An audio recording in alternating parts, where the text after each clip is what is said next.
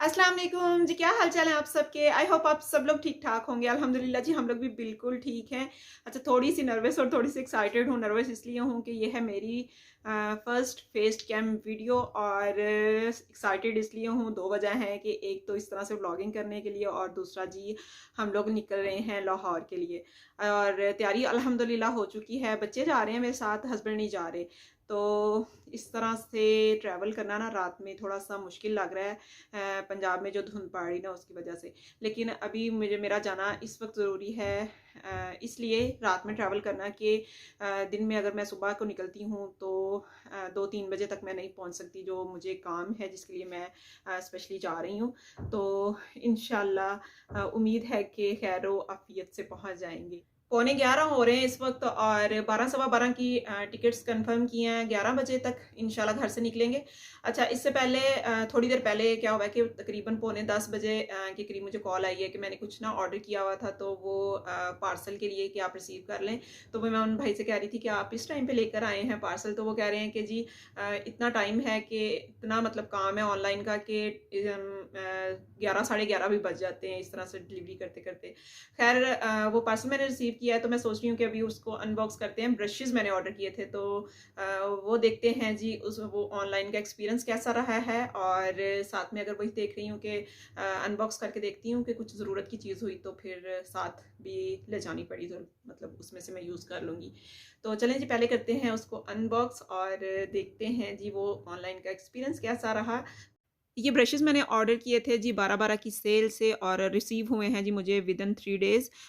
आगे चल के मैं आप लोगों के साथ इसकी प्राइस भी डिस्कस करूँगी। पहले जी इसको अनबॉक्स करते हैं और देखते हैं। अच्छा, फर्स्ट इंप्रेशन में तो इसका बॉक्स जो है वो इसकी पैकेजिंग बिल्कुल भी अच्छी नहीं थी। बिल्कुल इसको सिंगल रैप किया हुआ था इस तरह से बबल रैप में। तो मेरे ख़्याल में या तो फिर इन्होंने इस तरह से इसको अच्छे से रैप नहीं किया कि ब्रशेज़ हैं, कोई डैमेज होने का कोई ख़तरा नहीं है। लेकिन हो सकता था क्योंकि इसके अंदर जो एक है पाउच, तो उस पे स्क्रैचेस टाइप्स लग रहे थे, लेकिन बॉक्स के अंदर था, फिर उसको स्क्रैच नहीं आने चाहिए थे। ख़ैर अभी ये देखें जी, हम कर रहे हैं जी इसको अनबॉक्स। अच्छा, काफ़ी सारे पेजेस पे मैं वही देख रही थी कि कोई अच्छी ऑफ़र पे मिले अच्छे ब्रशेज़ तो ही मैं ऑर्डर करूँगी। 11-11 की सेल पे भी मैंने सोचा था, लेकिन तब मैं डिसाइड नहीं कर पाई थी कि मैं कौन से लूँ।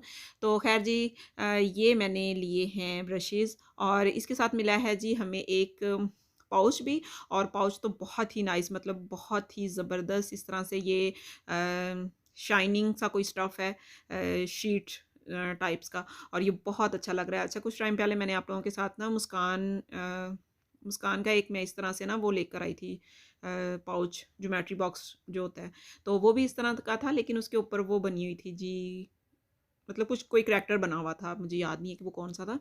तो उस तरह का ये पाउच है, और साथ में जी ये हैं ब्रशेज़, और ब्रशेज़ की क्वालिटी नो डाउट बहुत अच्छी है। ना सिर्फ़ इसके ब्रिसल्स बल्कि पूरे हैंडल, और ये देखेंगे आप तो बहुत ही ज़बरदस्त। अच्छा, कलर मैंने ये चूज़ किया था क्योंकि मेरे पास ना ऑलरेडी आई मेकअप जो ब्रशेज़ हैं ना वो हैं बिल्कुल सेम कलर के, और उनकी क्वालिटी भी बहुत अच्छी है, तो इसलिए फिर जी ये मैंने सेलेक्ट किया था ये वाला कलर कि चलो उसके साथ कुछ मैच हो जाएँगे। 8 ब्रशेज़ हैं और साथ में 1 पाउच है। अच्छा, जो भी जितने भी ब्रशेज़ हैं वो बेसिक मेकअप में जो हमें चाहिए होते हैं वो सारे ब्रशेज़ इसमें हैं। जैसे कि 3 से 4 जो ब्रशेज़ हैं वो हैं जी आई मेकअप के, और एक फाउंडेशन के लिए, ब्लश ऑन के लिए, और साथ में एक पाउडर ब्रश है। तो देखा जाए तो वो ये एक अच्छी इन्वेस्टमेंट थी मेरे लिए, और प्राइस है जी इसकी 1950 में। ये मुझे विद डिलीवरी मेरे ख़्याल में 1650 के ही थे ये, और 1950 नहीं 1750 के, मतलब 200 या 250 इसकी डीसी चार्जेस थे, तो वो मुझे याद नहीं है अभी इस वक़्त। लेकिन ये मुझे याद है कि ये 1950 में पड़े हैं। और अच्छा, इस वक़्त मैं अनबॉक्सिंग कर रही थी, साथ में ये देखिए एंगल ब्रश जो है ना वो भी बहुत अच्छा है, और ये जी सॉफ्ट ब्रश जो राउंड ब्रश होता है ना आई मेकअप के लिए, तो ये भी काफ़ी अच्छा है। तो सारे ही वही बेसिक ब्रशेज़ हैं जो हमें जी बेसिक मेकअप में चाहिए होते हैं। अच्छा, पाउच देख के तो दिल खुश हो गया था कि बहुत ही अच्छा एक्सपीरियंस था ये। तो ये देखेंगे यहाँ पे, तो ये जैसे कोई नील इसके अंदर चुभा हुआ है ना, ये देखें जी। तो ये यहाँ से मुझे हल्का-सा डैमेज लग रहा था, लेकिन बाद में मैंने इसको थोड़ा-सा नेल के साथ इसको मतलब फ़िक्स करने की कोशिश की थी, तो ये हो गया था। और थोड़े से स्क्रैचेस टाइप लग रहे थे, लेकिन वो स्क्रैचेस नहीं थे, वो थे जी इस तरह के क्या कहेंगे उसको, पैकेजिंग में कुछ इस तरह से हुए थे। बाद में मैंने इसको हल्का-सा साफ़ किया था जैसे, तो फिर ये देखें जी इसकी चमक जो है ना वो बहुत अच्छी हो गई है। तो अभी मैं ये इसको जी साथ ही मतलब मैं लाहौर जा रही थी तो मैंने बेसिक जो ब्रशेज़ थे ना वो मैंने रख लिए थे यही वाले। थोड़ा बहुत जो मेकअप मैंने रखना था वो भी फिर मैंने इसी पाउच में डाल लिया और ये एक बेस्ट इन्वेस्टमेंट थी मेरे लिए। हाँ जी, रेडी हो? जी। और तैयारी आप चेक करें। उफ, ये तो मेरा बैग है, मेरा बैग तो दे दो। तकरीबन आधे घंटे का रास्ता है हमारे घर से फैज़ाबाद का और हम लोगों ने वही सोचा था कि चलो थोड़ा सा पहले निकल जाएंगे कि वहाँ पे जाके ना टिकट्स वगैरह भी जो लेनी होती हैं। तो खैर हम लोग निकल गए और 20 से 25 मिनट लगे थे क्योंकि रात में जल्दी रश नहीं होती तो फिर जल्दी पहुँच जाते हैं। तो इस तरह से पहुँचे जी हम लोग स्काईवेज़ बस सर्विस। यहाँ पे ना हम लोग काफ़ी टाइम से मतलब जब से मेरी शादी हुई ना तब से हम लोग इसी बस सर्विस से ट्रैवल करते हैं। तो ये बिल्कुल जो सामने गाड़ी खड़ी है ना यही हमारी गाड़ी। इतनी ज़्यादा ठंड हो रही है ना, वो दांत बज रहे हैं। क्यों मुस्कान? बहुत ज़्यादा ठंड है भाई।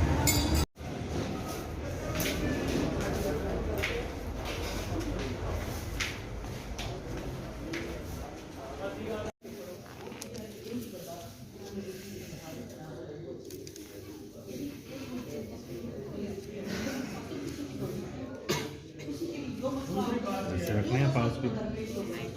हाँ?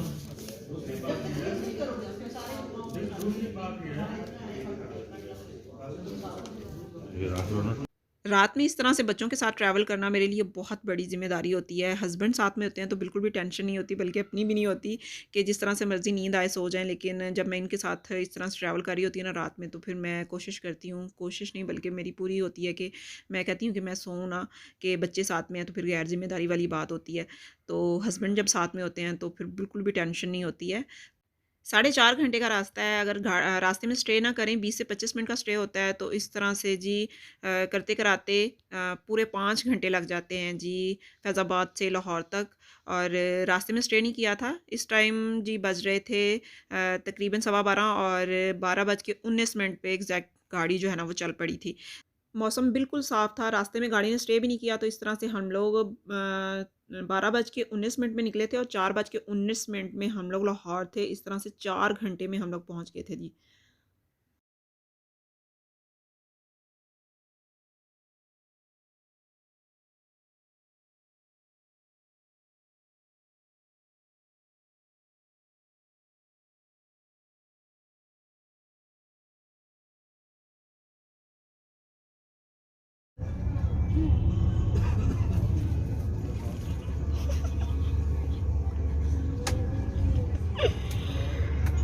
अभी वेटिंग एरिया में बैठे हुए थे ना तो इतनी ठंड लग रही थी मुझे। अभी वेटिंग एरिया से उठ के आए हैं गाड़ी में बैठने के लिए और अल्हम्दुलिल्लाह गाड़ी जो है ना वो चल पड़ी है। 12:15 का टाइम हो रहा है इस वक्त।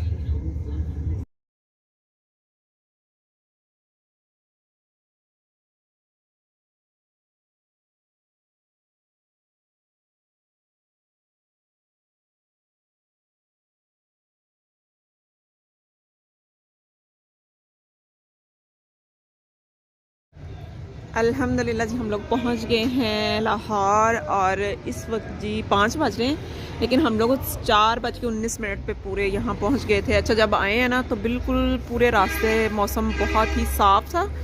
अभी यहाँ आए हैं ना जब सुबह तो तब क्या हुआ है, अभी तो रात ही है क्योंकि अभी तो अजान भी नहीं हुई सुबह की फजर की। और देखेंगे अगर आप तो अब हल्की हल्की सी फॉग महसूस हो रही है, हल्की सी, बहुत हल्की। लेकिन जब हम आए थे ना तब बहुत ही साफ़ था, या फिर अभी मुझे शायद फ़ील हो रहा है, नज़र भी नहीं ना आ रहा सही तरह। नींद आई हुई है अभी। खैर अभी हम वेटिंग हॉल में थोड़ी देर वेट करेंगे और फिर इंशाल्लाह अज़ान के बाद निकलेंगे। शदीद वाली सर्दी में जी 2 घंटे वहाँ पे इंतज़ार किया ताकि हल्की सी रोशनी हो जाए। 6:30 बजे का टाइम था और फिर इस वक्त मैंने लिया है जी वहाँ से ऑटो। हम लोग आ रहे हैं अभी ठोकर पे, तो वहाँ से आगे कोटरादा किशन के लिए मुझे लोकल बस का इंतज़ार करना है। वो टाइम है जी 7 बजे का।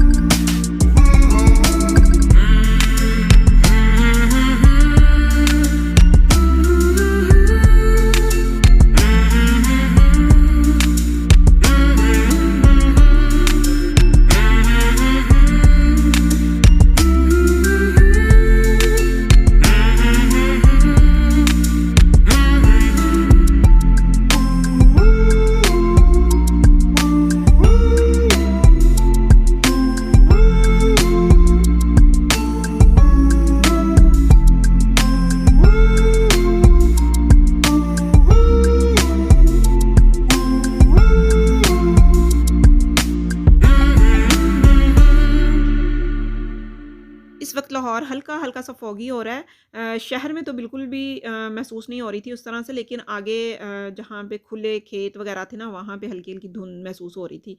तो पिछले दिनों में तो बहुत ज़्यादा धुंध थी, जिसकी वजह से मोटरवे भी बंद किया हुआ था और इस तरह से लोगों को काफ़ी परेशानी हो रही थी ट्रैवल करने में। तो हम जी पहुँच गए अल्हम्दुलिल्लाह कोटरादा किचन, और कोटरादा किचन पहुँचने पे कुछ इंडियन फ्रेंड्स अगर मुझे देखेंगे तो वो कहेंगे कि आप मतलब कोटरादा किचन, नाम सुन के एकदम से लगता है कि ये कोटरादा किशन मतलब ये होगा इंडिया में। कोटरादा किशन हो गया और प्रेम नगर हो गया, इस तरह के बहुत सारे गाँव हैं जो पाकिस्तान में हैं, और सुन के नाम जिन्होंने पहले नहीं सुने उन्हें उन्हें लगता है कि ये हैं इंडिया में। अच्छा, जैसे ही अभी मैंने बताया ना कि हम लोग पहुँच गए जी कोटरादा किचन, तो वैसे ही मेरे भी ज़हन में आया कि जो लोग जिन्होंने नहीं सुना हुआ ना कोटरादा किचन का नाम, तो वो लोग ज़रूर सोचेंगे कि बहन चली तो थी जी पिंडी से लाहौर के लिए और पहुँच गई जी कोटरादा किचन, वो कैसे? तो यहाँ पे मैंने इसलिए जी ये एक्सप्लेन किया है। इसीलिए मैं सोच रही हूँ कि कुछ टाइटल भी इस तरह का मज़ेदार सा होना चाहिए कि गलती से इंडिया पहुँच गई हूँ, कोटरादा किशन। क्या कहते हैं आप लोग? अच्छा जी, अल्हम्दुलिल्लाह हम लोग खैर खैरियत से पहुँच गए हैं गाँव, और आगे का सफ़र इंशाल्लाह मैं आप लोगों के साथ जितने भी दिन रही आप लोगों के साथ शेयर करती रहूँगी। अच्छा, पुरानी पंजाबी मूवीज़ अगर आप लोगों ने देखी होंगी तो इस जगह को आप लोग ज़रूर पहचान जाएँगे, जहाँ पे हमारी हीरोइन्स जो हैं वो तबाही मचाती थी। जब से उस तरह की वीडियोज़ उस तरह की मूवीज़ बनना बंद हुई हैं, तब से अल्हम्दुलिल्लाह हरियाली जो है वो दोबारा से आ गई है।